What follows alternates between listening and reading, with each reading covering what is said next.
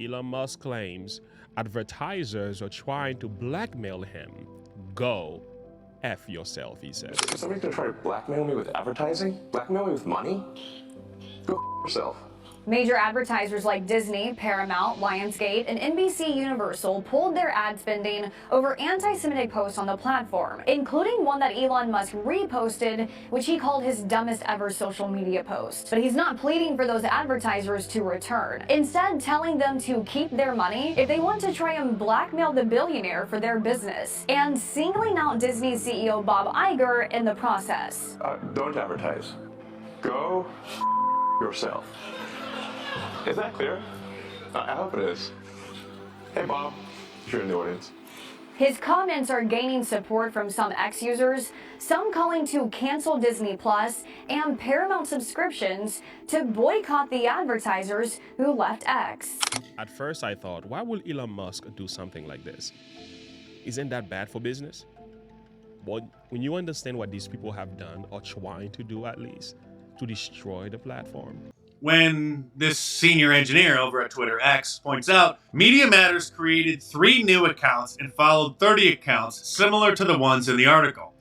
They then constantly refreshed the timeline of the posts, causing 13 times the number of ads served to that user as opposed to the median ads served to any given user.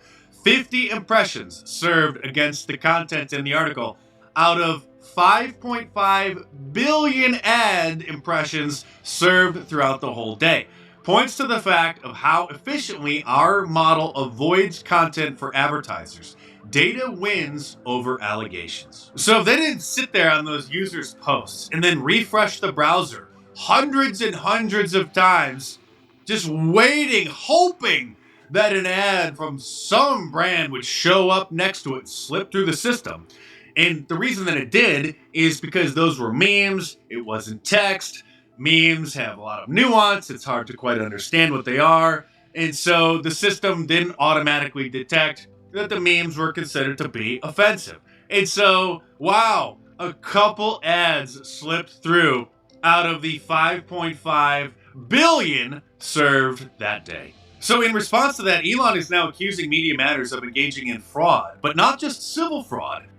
How far they've gone to manipulate the platform to create the supposed anti-Semitic content, and how they have completely put his name out for evil, despite the fact he went to Israel and visited, and the red carpet was rolled for him. Everything is overlooked, even though he's done so much for the climate, yet that's overlooked. But because Elon Musk wants people to have the right to speak freely without government overlords looking to censor speech that they disagree with, this becomes a major problem. This becomes a major problem. Now, Greg Gutfeld, I'm not sure if he meant to say this, but I think he did mean to say it. He said the quiet part out loud. Take a listen to this. The day. It comes to us from a New York Times conference this week when Elon Musk addressed the cowardly advertisers that are leaving X, like Joy Behar, when the prune juice hits. Watch and learn how it's done. There's a public perception that that was part of a apology tour, if you will. That this had been said online. There was all of the criticism. There was advertisers leaving. We talked to Bob Iger I hope today. they stop. You hope? Don't advertise. You don't want them to advertise? No. What do you mean?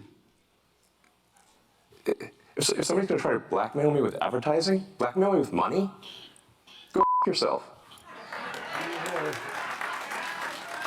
But go F yourself. Is that clear? I hope it is. Hey, Bob, if you're in the audience. Wow, he really has it in for Bob. But which Bob? This one? This one? It's Bob Marley. Or this one? Of course, it was a shout out to Bob Iger, the CEO of the Disney disaster, which is one of the companies that ditched X.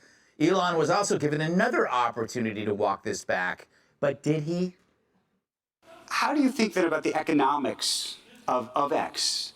If if part of the underlying model, at least today, and maybe it needs to shift, maybe the answer is it needs to shift away from advertising. If you believe that this is the one part of your business where you will be beholden to those who have this view, what do you do? GFY. GFY. What could that stand for? Gutfeld's frickin' yummy? But he's got a point. How insane is it that companies are trying to blackmail the world's richest man with money? That's like extorting Jerry Nadler with salad. Or blackmailing sports fans by threatening to cancel PBS. The fact is, Musk may be the last man standing between real freedom of speech and the suffocating block of the censorship industrial complex, which is made up of government, media, and tech forces. He realizes that advertisers have no spine and can be easily cowed by special interest groups in cahoots with political allies. If you don't believe me, I got 2 words for you. Tucker Carlson. I told you so. Oh, he said it. Did you hear what he said? If you don't believe me, I got 2 words for you. Tucker Carlson. Oh, they stopped laughing really, really hard because what does this say? Tucker Carlson was fired because the ad revenues, the ad payers complained against what the level of the content he was putting out. They weren't happy. And as a result of that, Fox News was losing money and they got rid of Tucker Carlson. Follow the money. It's always about the money. I think Tucker Carlson is doing exceptionally well.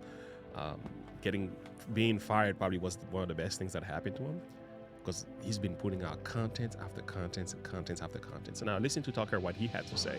As a result of him being fired, now he's freed. And Tucker Carlson now publicly is supporting Donald J. Trump. Before he was critical of Trump, wasn't sure of Trump. Now he came out publicly supporting Trump. Do you think I certainly support Trump, I'll tell you that. And I can tell you, I mean, I've always agreed with Trump's policies, always. And I lost friends over it. And I've never really actively supported anybody because it's not my job to actively support people. I watch, you know, I like to watch. But I'm a voyeur. Yeah. But I became an active Trump supporter when they raided Mar-a-Lago last summer, the summer of 2022. That can't stand. No, that can't. And that I was something. agree with Trump on a lot. But even if I disagreed with Trump on a lot, I'd still be a Trump supporter because you cannot allow that. You cannot allow the regime, the president of the United States, to use the Justice Department to knock the front runner out of the race. You can't do that. No, you can't do that. So it's bigger than Trump. It's bigger than Biden. It's a question of, do you want to live in a free country with a functioning justice system? That's exactly And right. so I'm voting for Trump. And if they convict him, I will send him the max donations and I will lead protests. That's how I feel. That's Beautiful. Beautiful. You see, when you understand the value of free speech and what is really under attack here is at the very heart and the foundation of our Constitution is the ability to express ourselves, our likes and dislikes and our grievances.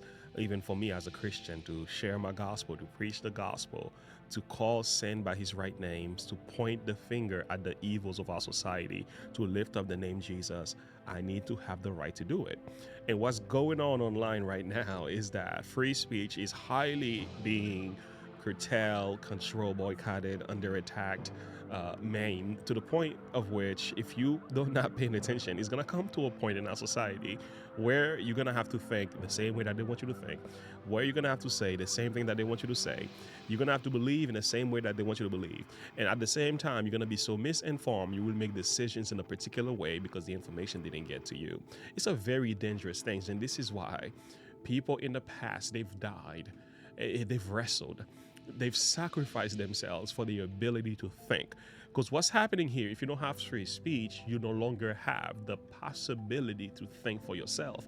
You are unable to even agree and disagree with anything your government might be doing. If they're abusing their power, if they're doing too much, if the system is working against you, you are powerless and there is nothing you can do. In essence, you are in the kind of state that is referred to as communism or fascism, you are in a place where you are owned. You are no longer free. Today I'm directing the Director of Division of Homeland Security and Emergency Services to develop media literacy tools for K through 12 in our public schools. This will teach students and even teachers to help understand how to spot conspiracy theories and misinformation, disinformation, and online hate. Start talking about what we're seeing out there. Give the teachers the tools they need to help these conversations in school. And by teaching younger New Yorkers about how to discern between digital fact and digital fiction, we can better inoculate them from hatred and the spread of it, and help prepare them for a very fast-moving and often confusing world. That doesn't make any sense. And what that means is that this beautiful country, whether you understand this or believe it or not, is dying right before our eyes over the power of words. Now, don't get me wrong, because words are important and we do need to be careful how we speak online. But when you got government using platforms, using businesses, special interest groups, manipulating different businesses to censor speech that they disagree with, friends, that's a major problem. And during the entire COVID-19 pandemic, this is essentially the story of how the government, the private sector, civil society, and news media and fact-checking orgs fused into the cell of a single atom, essentially, to form what was called their whole-of-society response to censoring the internet. Addressing disinformation requires a whole-of-society approach. Countering disinformation, we often talk about a whole-of-society response. From a system standpoint, and we hear this term all the time, a problem like disinformation, fighting disinformation, really requires a whole-of-society response. And I know whole-of-society is a little bit cliche and a term that gets thrown around a lot. I think the solution has to be whole of society, which is a word that we throw around a lot, especially in venues like these, right? We need cooperation from the tech platforms, but we also need people in the government who are willing to say, yes, this is a problem, and it's not just about foreign actors. And this could backfire. To shut down content on people's channels and YouTube's platforms about Trump, about this, about God, about addressing ideologies, calling certain things for what they are. Any effort to do this is an attack on our Constitution. It's an attack on our freedom of speech. It's an attack on our freedom of conscience. That is not a good thing. We should stand against it. You know, I stand with Elon Musk. You can say you don't like the language. I could say I don't like the language either. But what's going on today, friends, you need to pay attention. If you want to be free, you got to fight against these systems. This is just wrong. When I think about it, just like Tucker said, this is bigger than Trump. This is bigger than Trump. And as a Bible-believing Christians, the devil is afraid of the power of the gospel. He's afraid of the message. Ultimately, this is going to trouble the Christian church more than any other group.